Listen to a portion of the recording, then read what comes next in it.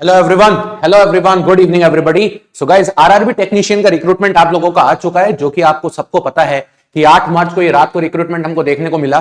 काफी सारे बच्चे ये उम्मीद में थे कि डिप्लोमा बीटेक वाले बच्चे एलिजिबल होंगे या नहीं होंगे, जैसे एएलपी में। तो आज मैं आपको बताता हूं कि यस, डिप्लोमा बीटेक वाले बच्चे भी एलिजिबल है, लेकिन ये किस तरीके से और कहां पर एलिजिबल है और कितनी पोस्ट के लिए एलिजिबल है और कितनी ब्रांच के लिए एलिजिबल है, इसके बारे में डिटेल में अपन लोग एक बार देखते हैं। इस वीडियो के एंड तक आप लोग देखते रहिएगा। चलिए जरा देखते हैं। तो टेक्नीशियन की अगर हम बात करते हैं तो गाइस, टेक्नीशियन जो जॉब है वो दो तरीके की होती है। एक होती है टेक्नीशियन ग्रेड 1 सिग्नल, जो कि आपकी एसएनटी डिपार्टमेंट यानी कि सिग्नल एंड टेलीकम्युनिकेशन डिपार्टमेंट में होती है, जिसकी जॉब प्रोफाइल या मैं बोलूंगा सैलरी काफी ज्यादा होती है टेक्नीशियन ग्रेड 3 से। अब आपके पास जो नंबर ऑफ वैकेंसी आई है, जाहिर सी बात है टेक्नीशियन ग्रेड 3 की वैकेंसी ज्यादा ही होंगी। बट अगर मैं सैलरी स्ट्रक्चर की बात करूं तो गवर्नमेंट ऑफ इंडिया के लेवल 2 के अंदर ये सैलरी स्ट्रक्चर आता है। और अगर आप उसने पूछेंगे टेक्नीशियन ग्रेड 3 के साथ सैलरी होती कितनी है, तो इनिशियली आपको 19,900 के आसपास मिलती है। यही आपका बेसिक पे होता है। लेकिन अगर मैं बात करूं टेक्नीशियन ग्रेड 1 सिग्नल की, तो बेटा इसकी सैलरी अच्छी खासी होती है। और आपको बताता हूं ये 11,500 में आती है और यहां पर 29,200 आपका बेसिक पे होता है। अगर आप मुझसे नॉर्मली सैलरी भी पूछोगे तो मैं आपको वो भी डिटेल में बताऊंगा। चलो एक बार बता भी देता हूं। ग्रेड 1 सिग्नल की जो सैलरी है 29,200 सिर्फ बेसिक पे है। और अगर रिसेंटली आपने एक पर्टिकुलर इंफॉर्मेशन पढ़ी होगी कि गवर्नमेंट ऑफ इंडिया ने, भारत सरकार ने जो डियरनेस अलाउंसेस है वो 50% बढ़ा दिया गया है। यानी कि अब आपका डियरनेस अलाउंस सेंट्रल गवर्नमेंट में 50% हो गया है। तो अगर आप मोटा मोटा इसका 50% भी देखोगे तो 29,000 के साथ अगर मैं 50% देखने जाता हूं तो 35,000 के आसपास यही होता है। ओवरऑल आपकी जो सैलरी है ये 40,000 से ऊपर ही आती है टेक्नीशियन ग्रेड 1 सिग्नल की।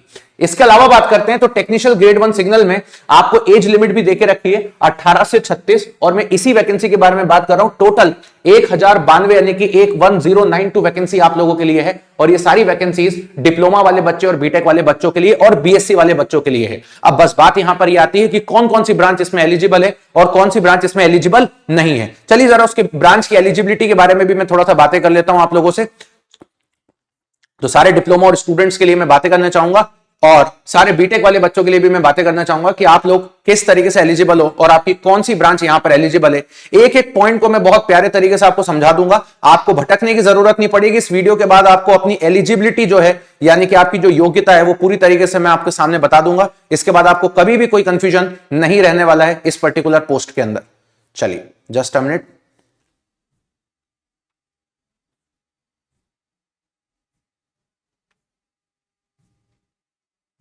चलिए ये हमारे रेलवे के बोर्ड्स हैं, आ जाइए।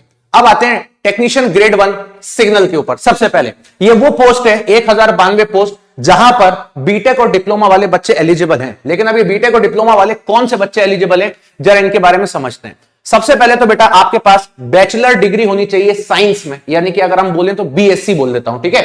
फिजिक्स में अगर आपने बीएससी किया हुआ है तो आप एलिजिबल है। अगर आपने बीएससी इलेक्ट्रॉनिक्स में किया है तो भी एलिजिबल है। बीएससी कंप्यूटर साइंस में किया है तो भी एलिजिबल है।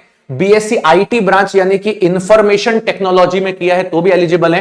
और इंस्ट्रूमेंटेशन में भी किया है तो भी एलिजिबल है, ठीक है। अगर आपने बीटेक भी किया है इन पांचों ब्रांच में तो भी आप एलिजिबल हैं। और आपने बीएससी किया है इनमें से किसी कंबाइंड सब्जेक्ट में, जैसे मान लीजिए आपने इलेक्ट्रॉनिक्स एंड कंप्यूटर साइंस में किया है तो भी आप एलिजिबल होते हैं। एनी ऑफ सब स्ट्रीम बस आपकी डिग्री पे लिखा होना चाहिए। मतलब अगर आपने बीएससी किया है और आपकी डिग्री में इनमें से कोई एक वर्ड लिखा है, भले आपकी डिग्री पे 2 या 2 से ज्यादा वर्ड लिखा है, लेकिन इनमें से अगर कोई एक वर्ड लिखा है तो आप एलिजिबल है। इसके बाद ये बोलते हैं ये अगर नहीं किया तो 3 साल का डिप्लोमा किया है इंजीनियरिंग में इन अबव बेसिक स्ट्रीम्स और in combination of any of above basic stream. मतलब अगर आपने डिप्लोमा किया है और आपके डिप्लोमा के अंदर डिग्री में कहीं पर भी ये नाम में से कोई एक नाम लिखा है, जैसे मैं एग्जांपल के तौर पे लेता हूं diploma in electrical and electronics engineering, तो ये बच्चा एलिजिबल हो जाएगा। क्यों? क्योंकि उसकी डिग्री में ये एक नाम जुड़ के आ चुका है, ठीक। चलिए, लेकिन अगर कोई बच्चा बोलेगा सर मैंने डिप्लोमा केवल इलेक्ट्रिकल इंजीनियरिंग में किया है, तो मुझे यहां पे बोलना पड़ेगा शायद वो बच्चा इस बार एलिजिबल नहीं है। तीसरी बात कर लेते हैं, डिग्री इन इंजीनियरिंग यानी कि बीटेक के बच्चे इन अबव बेसिक स्ट्रीम कोई भी हो और in combination of any above stream, यानी कि अगर कोई बच्चे ने डिग्री करी है इलेक्ट्रिकल एंड इलेक्ट्रॉनिक्स इंजीनियरिंग में, तो वो बच्चा यहां पे एलिजिबल हो जाएगा। लेकिन अगर सिर्फ प्योर इलेक्ट्रिकल इंजीनियरिंग में किसी ने डिग्री करी है तो वो बच्चा यहां पर एलिजिबल नहीं हो पाएगा। तो प्योर इलेक्ट्रिकल के बच्चों को यहां पर एलिजिबल नहीं किया है, लेकिन जितने भी हमारे डिग्री वाले बच्चे हैं या डिप्लोमा वाले बच्चे इलेक्ट्रिकल एंड इलेक्ट्रॉनिक्स के हैं वो बच्चे एलिजिबल हैं, या इनमें से ऊपर से कोई भी बेसिक स्ट्रीम हो वो भी बच्चा एलिजिबल है। अगर इलेक्ट्रॉनिक मैकेनिकल इंजीनियरिंग में भी किया हुआ है तो वो भी बच्चा एलिजिबल है। बस यहां पर अगर कोई एलिजिबल नहीं है तो वो है pure civil engineering, pure mechanical engineering और प्योर इलेक्ट्रिकल इंजीनियरिंग को एलिजिबल नहीं किया। उसका कारण भी है, ये डिपार्टमेंट बेटा सिग्नल डिपार्टमेंट है और एक सिग्नल एंड टेलीकम्युनिकेशन डिपार्टमेंट में इलेक्ट्रॉनिक्स और कंप्यूटर साइंस को प्रेफरेंस ज्यादा दी जाती है।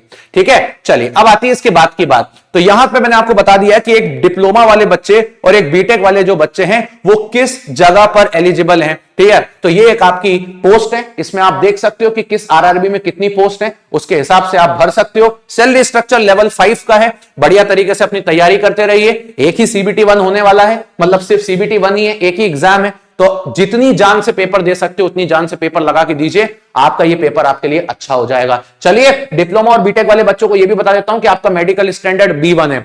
मेडिकल स्टैंडर्ड B1 का मतलब होता है रेलवे की तरफ से एक ऐसा स्टैंडर्ड जहां पर अगर हम बात करते हैं तो एक ऐसा स्टैंडर्ड है बेटा B1 जहां पर अगर मैं बात करूं तो आप लोगों के लिए आपकी आंखों का नंबर 4 से ज्यादा नहीं होना चाहिए, यानी कि 4 डायप्टर से ज्यादा नहीं होना चाहिए। अगर आप 4 डायप्टर से ज्यादा के नंबर पे जाते हो तो कहीं ना कहीं आप एलिजिबल नहीं हो। लेकिन आपको इसके साथ बहुत सारे टेस्ट भी क्लियर करने पड़ेंगे, जैसे कलर विजन टेस्ट हो गया, बाइनोक्यूलर विजन टेस्ट हो गया, फॉगिंग टेस्ट हो गया, ये सब भी आपको क्लियर करने पड़ेंगे। चलिए गाइस, इस तरीके से मिलते रहिएगा, चैनल को सब्सक्राइब कर दीजिएगा। क्लासेस आपके लिए टेक्नीशियन ग्रेड 3 की स्पेशल क्लासेस आपके लिए स्टार्ट करने जा रहे हैं हम लोग, जल्द ही आपको देखने को मिलेगी। So thank you very much, bye bye, take care and love you everyone.